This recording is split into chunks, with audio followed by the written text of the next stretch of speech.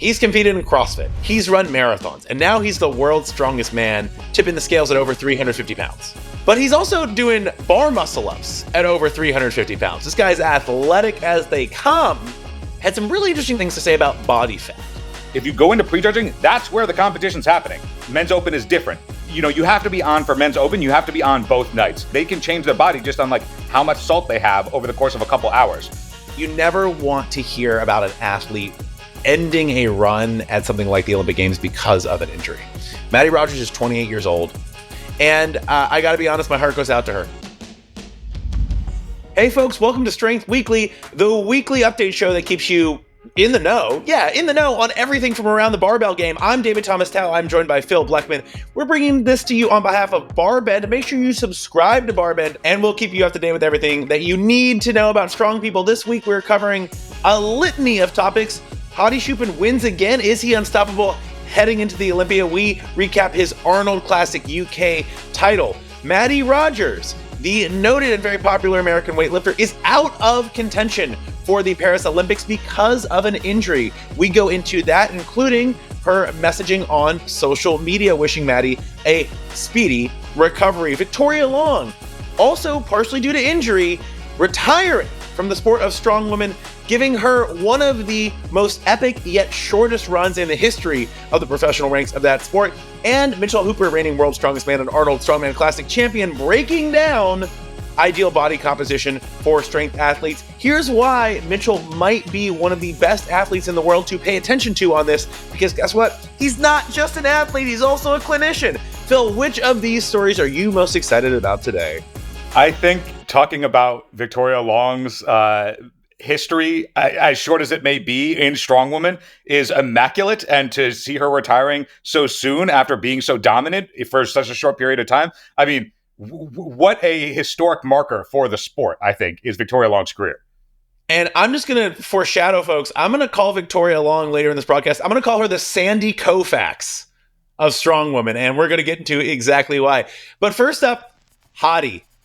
He is on a tear after edging out Samson Dauda for the Arnold Classic bodybuilding title in the Men's Open division in Columbus. He repeats in the UK, also edging out Samson, who finished in second place. Some interesting things happened further down the ranks and actually to round out the podium. But Hadi, the bodybuilder from Iran, Arnold quipped that he might have looked better than he did in Columbus just a couple weeks prior. What did we think of the shape and the package that Hadi brought to the stage in the UK, Phil?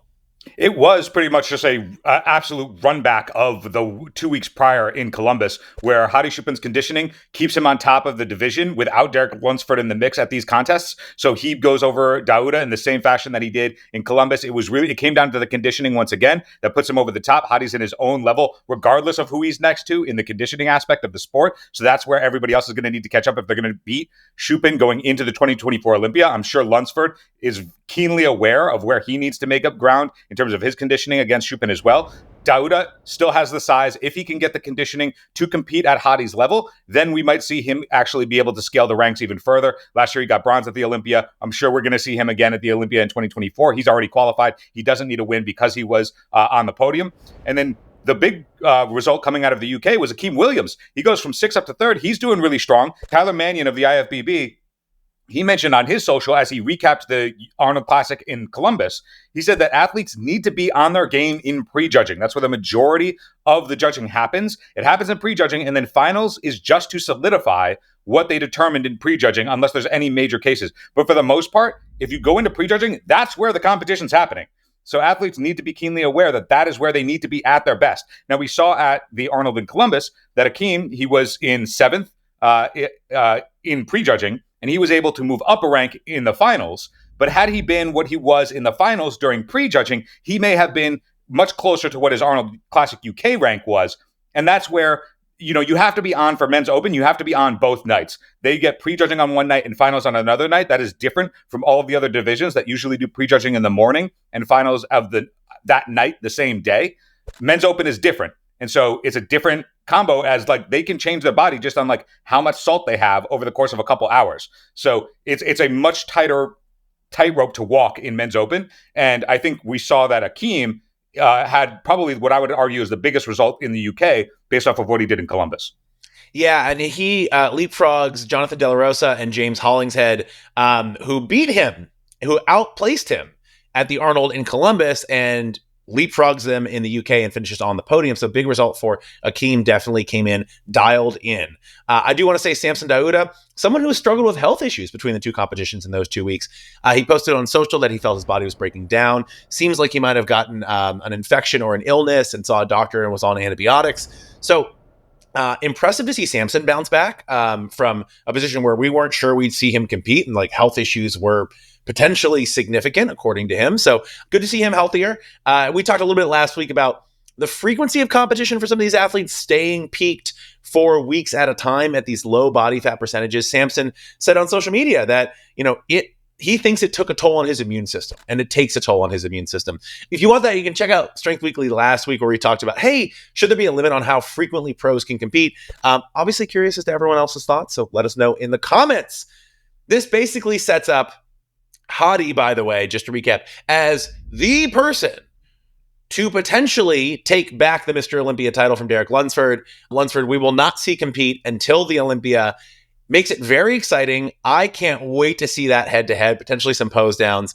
Just an exciting bodybuilding season on the men's open side for sure, Phil. Yeah, I think that now that we've seen where Hadi has come in, like clearly he made improvements since the Olympia. Like he's clearly the number one contender. I think where our eyes need to shift to now is other top contenders that didn't compete at either Arnold this year are guys like Nick Walker, who's recovering from an injury. He was on the podium at the Olympia before he got injured, and he's going to be back competing at the New York Pro. That's going to be his return since the injury. So we're going to see what kind of changes he has made to his physique since then, because the question is, okay, it's Hadi versus Derek at the Olympia with Samson in the mix, maybe Akeem in the mix.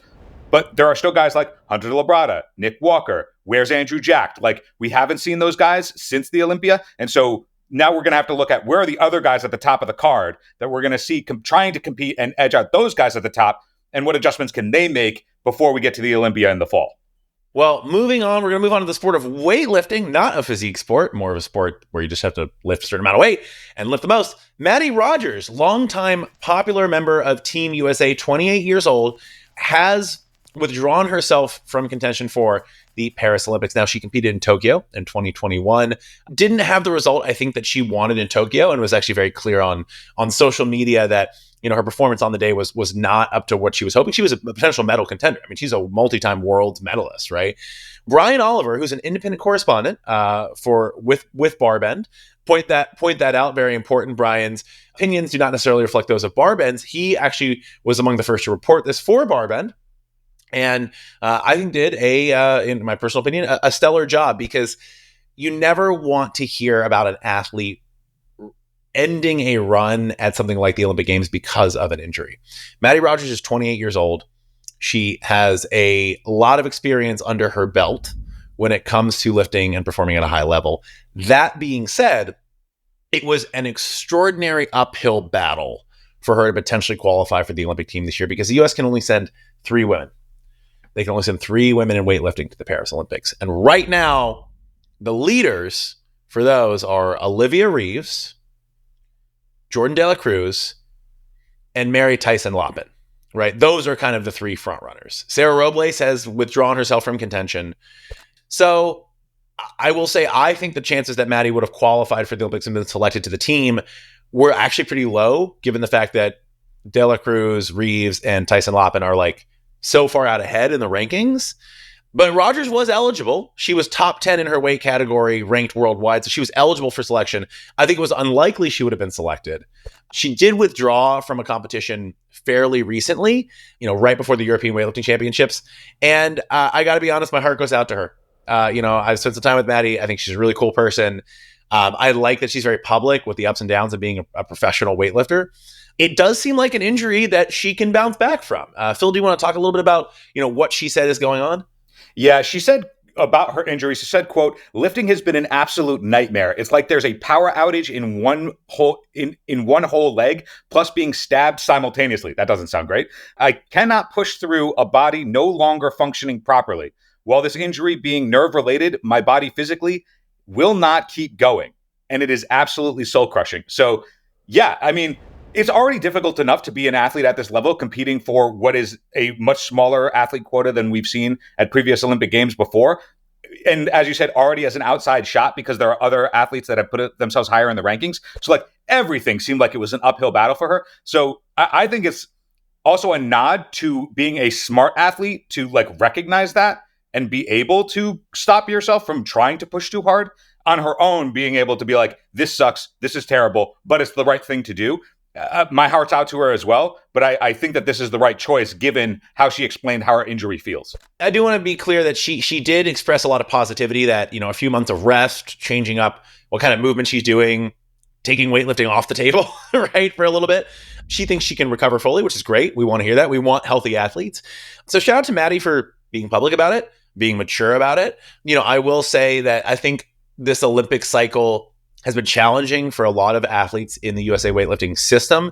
You have a lot of young up and coming athletes. I mean, we're likely to see only one repeat Olympian on the women's side for USA weightlifting, and it's Jordan De La Cruz, right? Wishing Mattie the best. Appreciate, like you said, Phil, the candor, honesty, forthcomingness that she's shown here. And I like that how the culture of strength sports has evolved from, just push through it, right? To like, sometimes you can't, right? Yeah. Sometimes the circumstances are a little stacked against you, and sometimes you get unlucky. Hope to see her back. I'm not sure if she's going to be going for the Olympics again in the next quad. I kind of hope she does, personally. Moving on to another injury-related withdrawal, but this time a retirement. Victoria Long, noted strongwoman who might have had the hottest run in the history of the sport of strongman on either men's or women's sides. Former bodybuilder, started competing at the highest level in strongwomen around like 2019. Has basically just had a 5-year career, maybe even a touch under 5-year career at the highest ranks. Boy, has it been a hot run. She is retiring. Yeah, so, this was also news to everybody in the strength space as well that's been covering Victoria Long through like her insane run that she's had since 2019. So yes, her first competition was actually the World's Strongest Woman in 2019, where she got second place. And then she didn't lose again since. That was it. It was a silver medal, and then it was first places all the way through until her retirement this year after injuring herself at the Arnold. So it was during the max elephant bar deadlift that Victoria Long suffered a hamstring injury that pulled her out of the competition. And then subsequently afterwards, she announced that that would then lead to her retiring from the sport. But she shared in her retirement in an interview with Lawrence Shalai that she had a 5-year plan coming into the sport. And then after 5 years, she was like, okay, that's it. I was going to compete for 5 years. She was a bodybuilder, as you mentioned beforehand, compete as a strong woman for 5 years, and then move on to other endeavors in her life. She spoke about how she's going to get into law enforcement and such, and that's going to be her career going forward. But I mean, a dominant career that spanned. Let's just run through it real quick, if you'll allow me. I'll humor you, Phil. I'll humor you. Second place, World's Strongest Woman 2019. 2021, America's Strongest Woman, first place. Arnold Strong Woman Pro in 2022, first place. Shaw Classic 2022, first place. America's Strongest Woman 2022, first place. Arnold Strong Woman Classic 2023, first place. And at that same event, she's hit the elephant bar deadlift record that was only broken this year by Lucy Underdown. Had Victoria Long not gotten injured, she may have been able to take the record back because nobody has ever deadlifted like her before. So just an insane run. It's also like an insane run with COVID right in the middle of it, right? You notice there's no 2020 result because there weren't competitions that year. We covered a lot of that. A lot of it. Like, is the Arnold happening? Is it not happening? What are we doing? Like, there was a lot of coverage for that. Yeah. A lot of circumstances. And not to say there weren't any competitions that year because like things didn't shut down till March, but like you wonder if she'd have another couple pieces of hardware there. I don't know if you'd wonder. I think it's like obviously expected she would have. I don't think that one's like, speculative for us to be like, yeah, she would have won everything that year. That run is like the only thing I can compare it to is Sandy Koufax, right? Sandy Koufax had like an 10 or 11 year career in Major League Baseball, relatively short for a pitcher, but is like one of the greatest pitchers of all time. And his stats are just like his hot streaks were just the hottest streaks, right? I think this is, in the sport of strongman, on the women's side or the men's side, maybe the hottest outside of like Mariusz Pudzianowski, outside of Big Z at his peak. You don't really get you don't get like a run like this is a run, right? This was a run.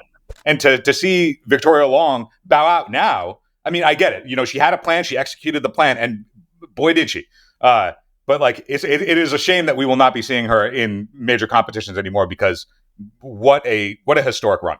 Victoria Long, a fond farewell, a career planned and executed to perfection. Kudos to you. Hope you enjoy the next phase of your life. Thanks for the memories. They were awesome. Thanks for the memories and the deadlifts. They were awesome. All right. Speaking of Mitchell Hooper took to social media recently. He's coming fresh off an Arnold Strongman Classic win. He's prepping for World's Strongest Man to repeat his title. Mitchell Hooper's really interesting. I've been fortunate enough to spend some time and talk to him on the Barbell podcast. Hooper is a clinical exercise physiologist, right? He's that first, a strongman second, by his own admission. This guy knows a lot about the body. He knows about training.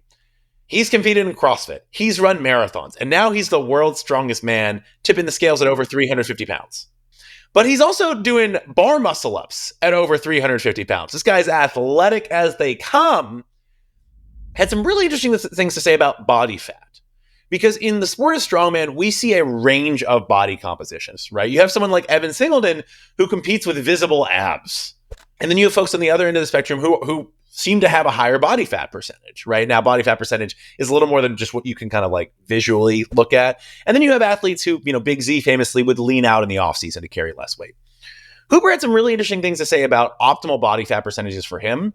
The fact that in strongman, you probably want some body fat, and what this can mean for getting strongman more popular in the mainstream. Phil, can you give us a quick rundown of what Hooper was talking about here?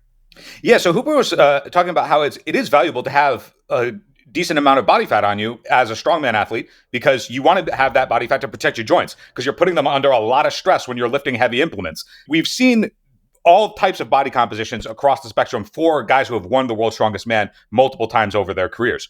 For Hooper, he had hovered around 32% body fat early on in his strongman career. And then he sort of figured out that the correct percentage for him is around, but under 30%. You think that that's really the ceiling that anybody should go for strongman competitively, which is around 30%. You don't need to be overly heavy. Even though mass moves mass, you don't need to be overly heavy in order to succeed at the highest level of competition. So he's at approximately 364 pounds. That's where he's currently doing those bar muscle ups. But yeah, he's capped himself at 30%. He thinks that that's also where everybody else should be. He says, quote, "I think I've started to find the sweet spot. I'm not sure I want to get much leaner than I am right now, because we do need that cushion and protection for the joints. But also, I don't want to be unhealthy to an extent that it's going to impact my long-term prognosis, my long-term risk of dying." So he's keenly aware of longevity in the sport and longevity after he retires from the sport. That also, we were talking about athlete maturity. That is something very, very important, because we've seen guys balloon up to weight that is not sustainable only to win a title and then back off. Notoriously, the most famous one that comes to mind for me is Eddie Hall. When he deadlifted, he was the first to break 500 kilos, but he's ballooned himself up to over 400 pounds in order to make that kind of lift, win 2017 World's Strongest Man, then retired, then leaned out, right? We've seen that strategy before, and it's interesting to see Hooper suggesting that maybe we don't need to do that at the highest level. I do want to read one more quote, because Hooper is an exercise physiologist and, he has a private practice. I thought this was pretty interesting. And he said, "I love strongman for people who might be overweight to begin with. If you know someone or you have someone in your life who is overweight, naturally having higher total mass, even if they're not in very good shape, they will have a higher muscle mass because they have to carry around that body." And Hooper generally believes that strongman could be an interesting method for folks who are already overweight to start getting in shape and start body recomposition, right? They do have some of that excess fat. It can help people get more mobile, help them get stronger, and gradually maybe change to a healthier body composition while improving overall health and wellness. So interesting, strongman for better health outcomes for people who are already a bit overweight. Very interesting take, and something that, if we get to chat with Hooper again, hopefully we will, I definitely want to ask him about.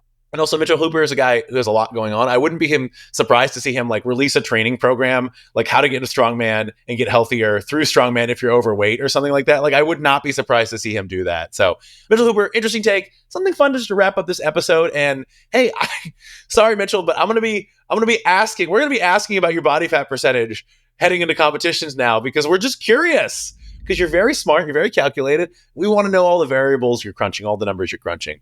That brings us to the end of today's broadcast. We covered a wide range of things. And most importantly, I want to say, and I don't think we actually emphasize this enough on Strength Weekly, we talk about injuries. We talk about how injuries impact careers.